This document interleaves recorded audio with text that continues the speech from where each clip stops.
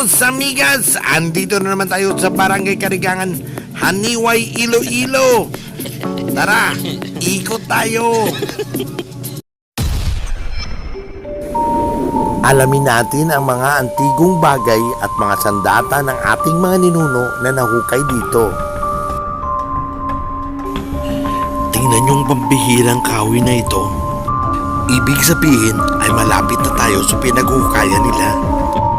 Puno ng kababalagan ang lugar na ito.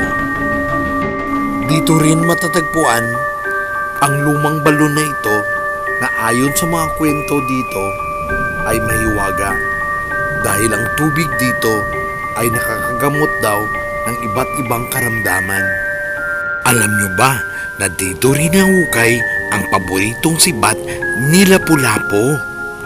Isa sa mga antigong bagay na nahukay dito ay ang sobrang lumang banga na ito.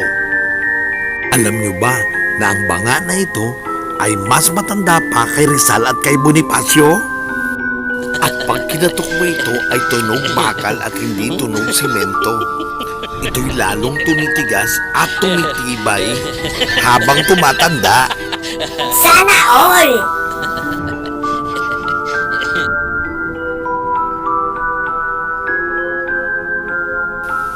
Subukan natin kung kaya pa bang pumatay ang lumang sindatang ito ng kahit anong hayop na makita natin dito.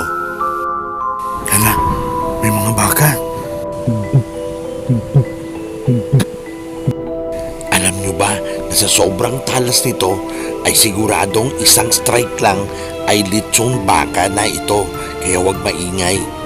Tugtog, tugtog, tugtog, tugtog, tugtog, tugtog, tugtog, tugtog, tugtog.